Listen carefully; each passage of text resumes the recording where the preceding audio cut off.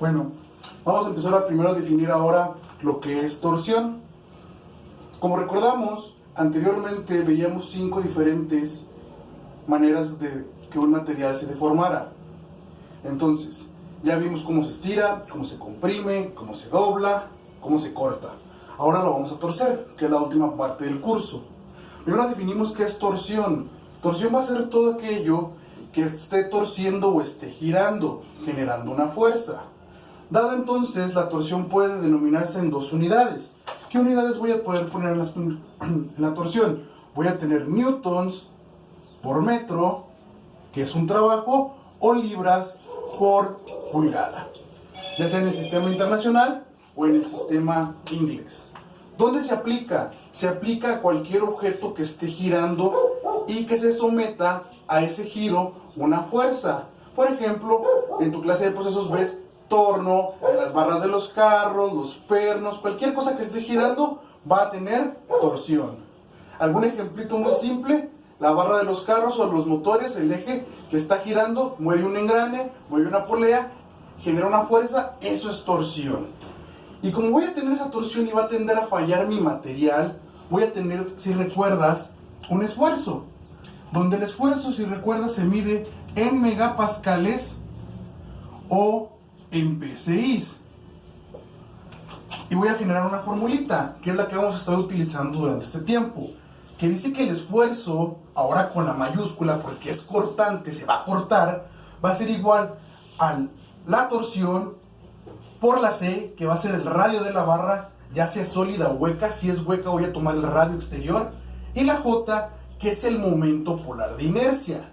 Cuando tú juegas a veces con los muchachos es inercia, que empujas cosas y dices, ¿sabes qué? La inercia, me movió la inercia. ¿Qué quiere decir? Que yo me estaba corriendo, yo me estaba moviendo y se quedó ahí el movimiento, la fuerza rezagado. Aquí también se va a quedar rezagado el momento de la torsión o del torque ahí.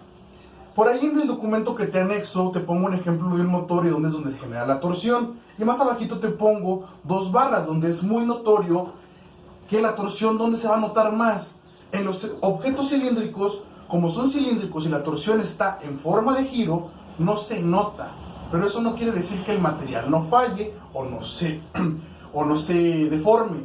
En cambio, en los materiales cuadrados es muy notorio cuando se tuerce algo y se deforma. El ejemplo más claro que vas a tener es en las barritas de las protecciones cuadradas que están giradas y que parecen como caramelo. ¿Por qué se nota más en un cuadrado que en un redondo? Porque el cuadrado o el rectángulo no sigue la geometría del torque. En cambio, el círculo, como está en giro, gira y entonces sigue la geometría y no es muy notorio. Después de eso, voy a borrar por aquí un poquito. Después de eso, ¿a dónde voy a llegar? O sea, lo que ando buscando, que es la parte de tu actividad. Voy a llegar a ver cómo se deforma mi material y por qué se deforma. Existen 2 clases de materiales en la deformación: dúctiles y frágiles. ¿Qué quiere decir? Que va a depender mucho de cómo se corte, como lo veíamos en los otros tipos de materiales. Cuando es dúctil, su ángulo de corte va a tender a ser recto.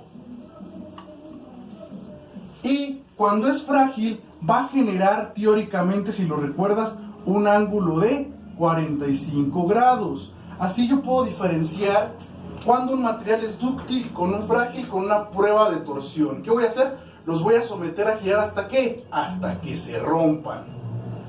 Y si recuerdas lo que te decía ahorita, de que se notaba más en los objetos cuadrados, como las barritas de la protección, es porque se genera un ángulo de deformación.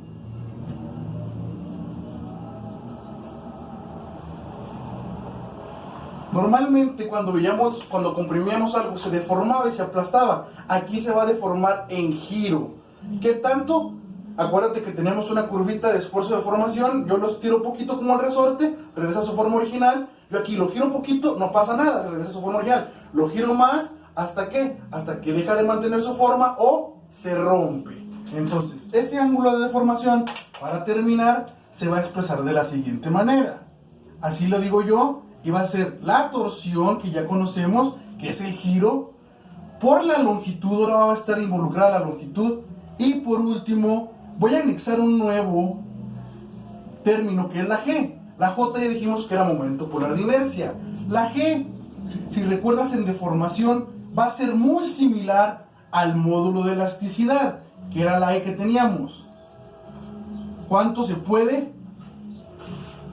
estirar un material? Ahora este también va a ser un módulo, pero va a ser de rigidez. ¿Qué tan rígido es un material? ¿Qué tanto vas a batallar tú para girarlo y doblarlo? ¿Estamos? ¿Qué tanto voy a batallar yo? Pues va a ser más fácil con los cuadrados o con los sólidos. ¿Por qué? Voy a borrar otra vez y por ahí en tu documento que tienes, ya vienes, ahí tienes un ejemplo de dúctil y frágil, tienes materiales, me falta nada más el último pedazo, una comparativa entre un eje hueco y un eje sólido. Ese es mi eje hueco, ahí en tu documento tienes el dibujito también, y mi eje sólido. Cuando yo aplico un esfuerzo a mi eje sólido, voy a tener que durante toda esta área, voy a tener esfuerzo. Y en el sólido, y en el hueco, también lo voy a tener en la misma área. Pero si te das cuenta, lo voy a pintar con azul, este pedazo de aquí, pues está como que en el aire. ¿Cuál será mayor el esfuerzo si son de la misma medida? Por lógica, es mayor el esfuerzo en un sólido, es mayor por este pedacito, lo voy a resaltar con azul, que es el que me está faltando, que está hueco. Es como si ese esfuerzo estuviera en el aire. Entonces aquí es menor. Entonces siempre que yo quiera someter algo a torque, voy a preferir algo hueco porque va a soportar más. ¿Por qué? Por ese pedacito que está en el aire. Y entonces gano en torsión, pero pierdo un poquito a la hora de doblar. Un material hueco, como un tubito de cobre, va a ser más difícil o más fácil de doblar. Entonces tengo que hacer un balance. Pero teóricamente nada más tenemos que definir cuál aguanta más y sus aplicaciones. ¿Qué aplicaciones? Esas te las dejo a ti de tarea y que cheques qué tipo de materiales. Por ejemplo, el aluminio, si es dúctil o el frágil. Te pongo el ejemplo, el aluminio es dúctil. ¿Por qué? Se va a romper de esa manera. ¿Cuál es frágil? Eso te lo dejo a ti para que lo cheques.